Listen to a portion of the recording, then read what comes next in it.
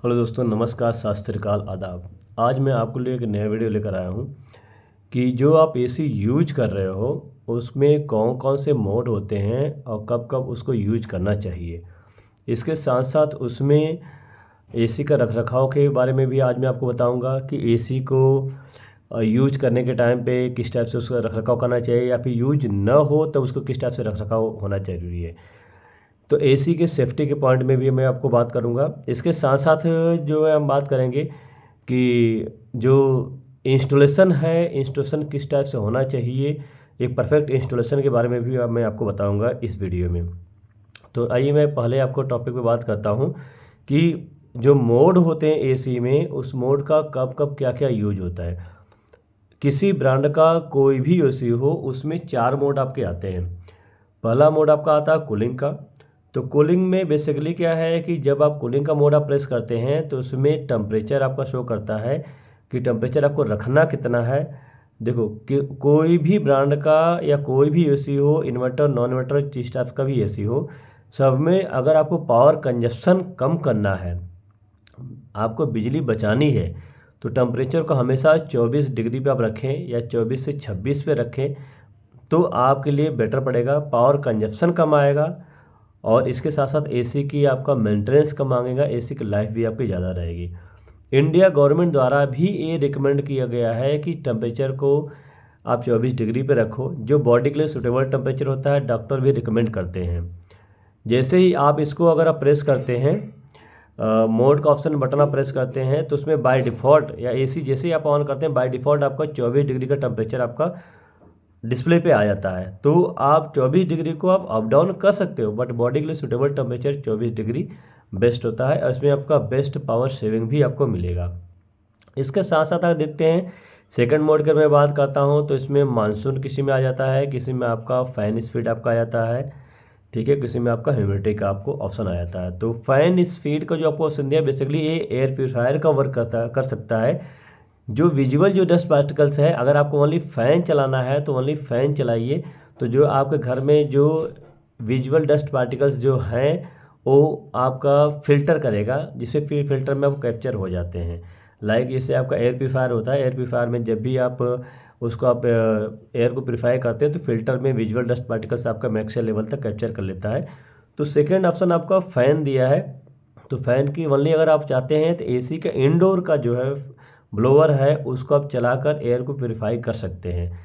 Third इसमें आपको option आता है कि आपका ह्यूमिडिटी का। जो ह्यूमिडिटी होता है बेसिकली बारिश के मौसम में जब इस मोड को आप यूज करते हैं तो जो जैसे कि चिपचिपापन हो जाता है, ये ह्यूमिडिटी बनती है, उमस जैसे होता है कि बाहर बारिश हो रही है अंदर उमस हो रहा है, तो आप ह्यूमिडिटी का जब बटन आप प्रेस करेंगे या उस मोड को जब ऑप्शन सेलेक्ट करेंगे तो ह्यूमिडिटी को आपको कंट्रोल करेगा और काफ़ी लॉन्ग टाइम तक आपका वो कूलिंग देगा। इसके साथ साथ इसमें एक आपका मोड अगर आप देखते हैं, ये 3 मोड आपको तो ऐसे हो गए और आपका फ़ैन की स्पीड का जो ऑप्शन दिया है, फ़ैन की स्पीड भी आप अप डाउन कर सकते हैं। तो ये सारे आपके मोड इसमें आपको मिलेंगे। चौथा जो मोड इसमें आपका आता ऑटो कूलिंग का। कुछ ब्रांड एआई ऑटो कूलिंग बोलते हैं, बट बेसिकली ये नहीं है। ऑटो कूलिंग का मतलब होता है जो आपका सेट टेम्परेचर आपने सेट किया है, अगर उसको आप दोबारा प्रेस करते हैं तो उसके साथ जो कूलिंग करता है। या कुछ मॉडलों में ऐसा भी होता है कि टेम्परेचर को अप डाउन जैसे आपका जैसा टेम्परेचर रहता है उस हिसाब से आपका कूलिंग करता है। या कुछ बेस्ट फेवरेट सेटिंग आपको लोग को बोलते हैं, तो फेवरेट सेटिंग को भी ऑटो सेटिंग पे आपको डाल देते हैं।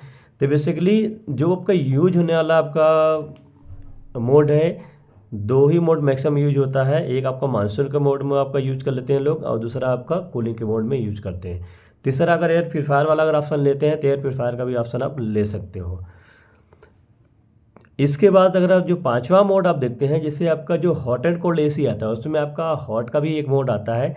तो हॉट में भी टेम्परेचर को आप जो है 16 डिग्री से लेकर आप 30 डिग्री तक टेम्परेचर की आप सेटिंग कर सकते हैं। बेसिकली बॉडी के लिए सुटेबल टेम्परेचर आपको 24 डिग्री माना गया है, तो 24 से 26 डिग्री का टेम्परेचर अगर आप रखते हैं तो आपके लिए बेस्ट परफॉर्मेंस रहेगा, बिजली का बिल भी कम आएगा। इसके साथ साथ अब मैं बात करता हूँ इंस्टॉलेशन का। इंस्टॉलेशन एक बहुत मेजर रोल होता है एक परफेक्ट एसी को रख रखाव के लिए। अगर आपका इंस्टॉलेशन प्रॉपर तरीके से नहीं हुआ है तो एसी में प्रॉब्लम क्रिएट होगा, वो खर्चे बचाएंगे, आपको मेंटेनेंस कॉस्ट बचेगी।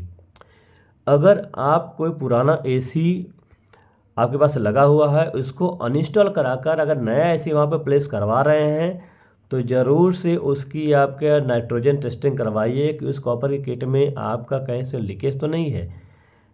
अगर ज़्यादा पुराना हो गया, 8 से 10 साल पुराना एसी था, तो उसके कॉपर की ट्यूबिंग का मेरा रिकमेंडेशन है कि उसको कॉपर की ट्यूबिंग आप उसको चेंज करा कर ही लगवाएं, जिससे एसी का परफॉर्मेंस आपका डाउन नहीं होगा और प्रॉपर कूलिंग करेगा। इन फ्यूचर में गैस लीकेज ऐसा नहीं 3 से 4 साल बाद गैस लीकेज का प्रॉब्लम आपका क्रिएट करे, जो कि पुराने एसीओ के जो डक्टिंग होती है, जो कूलिंग की आपकी डक्ट जो जो कॉइल्स आपकी ऑलरेडी उसमें डाली गई है, तो उसमें प्रॉब्लम आ सकती है। इसलिए नया एसी के साथ नया डक्टिंग आप करवाइए, वो आपके लिए बेस्ट रहेगा। इंडोर का अलाइनमेंट प्रॉपर है कि नहीं है, जल्दबाजी में लड़के ने अगर नहीं सही से इंडोर का अलाइनमेंट रखा है, तो जब वाटर लीकेज होगा तो आपके डिस्प्ले पे आपको फ़र्क पड़ेगा, डिस्प्ले जलने का चांस रहता है, पानी की वजह से ख़राब हो जाता है। गैस का प्रेशर प्रॉपर चेक किया नहीं चेक किया, इंडोर को आउटडोर की कनेक्टिविटी प्रॉपर किया नहीं किया है, ऐसा ना हो कि यहाँ 4 दिन बाद पता चले कि गैस लीकेज हो गया। तो ये सारी चीज़ें आपको उसमें ध्यान देना पड़ेगा। कुछ ब्रांड भी इसके फीचर्स दे रहे हैं, स्मार्ट इंस्टॉलेशन के फीचर्स दे रहे हैं, जो कि एक परफेक्ट एसी इंस्टॉल होने के बाद उसमें कुछ कोडिंग आती है, हर ब्रांड का डिफरेंट डिफरेंट होता है।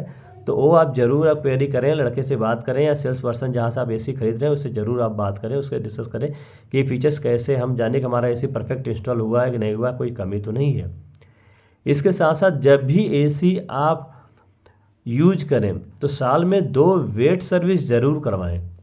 वेट सर्विस करवाने का बेनिफिट क्या है कि आपका जो एसी है वो प्रॉपर आपका कूलिंग करेगा।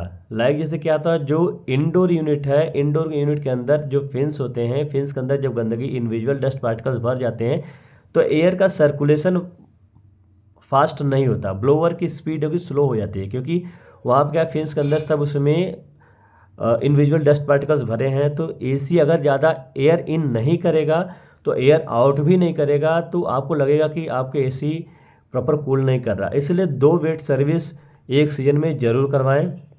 इसके साथ साथ जो आउटडोर यूनिट है उसका भी रखरखाव पे प्रॉपर ध्यान दें। जब आपको एसी बंद करना हो, एसी आपको नेक्स्ट सीजन में यूज करना हो, तो उसको या वेट सर्विस कराने के बाद उसको प्रॉपर तरीके से कवर करके रखें, जिसके उसके अंदर गंदगी ना हो, कीड़े ना जाएं, dust particles, individual dust particles या विजुअल डस्ट पार्टिकल्स उसके अंदर ना जाएं, और पानी अंदर कंप्रेसर में ना जाए, आपका फिन्स में पानी ना रुके, या उसका आउटडोर में किसी भी पार्ट से पानी वहाँ पे इकट्ठा ना हो, जिससे रस्टिंग हो या कुछ ना कुछ प्रॉब्लम क्रिएट हो, तो उसको कवर करके ही रखें। और जब भी आउटडोर आप रखें, मोस्टली आप वॉल माउंट करवाएं तो आपके लिए बेस्ट है, या फ्लोर पे रखवाते हैं तो फ्लोर वाला स्टैंड जरूर रखवाएं, जिससे नीचे आपका उसमें रस्टिंग ना हो। क्योंकि अगर आपका आउटडोर यूनिट में अगर रस्टिंग हो गया तो बैलेंस अगर प्रॉपर नहीं बनेगा तो एसी प्रॉब्लम क्रिएट करेगा, कुछ ना कुछ एसी में प्रॉब्लम जरूर होगा। तो ये सारी चीज़ें हैं, ध्यान देने वाली बातें हैं। बहुत सारे मतलब कि यूजर को कन्फ्यूजन होता है कि एसी को कैसे यूज करना चाहिए, कौन कौन सा मोड किस टाइम यूज करना चाहिए, या रख रखाव की बातें हैं। तो अगर एसी के एक चलाने से लेकर रख रखाव, बिजली का बिल, पावर कंजप्शन, जो भी अगर कोई क्वेरी हो, मेरे इसमें एक कमेंट में आप ज़रूर लिखिए। मैं मैक्सिमम लेवल तक उसको आपको सलूशन देने के लिए वीडियो आपको दोबारा बना के बता दूंगा, कमेंट में या ज़रूर आपको रिप्लाई करूंगा। मेरे इस चैनल को लाइक करिए, सब्सक्राइब करिए, शेयर करिए। Thank you.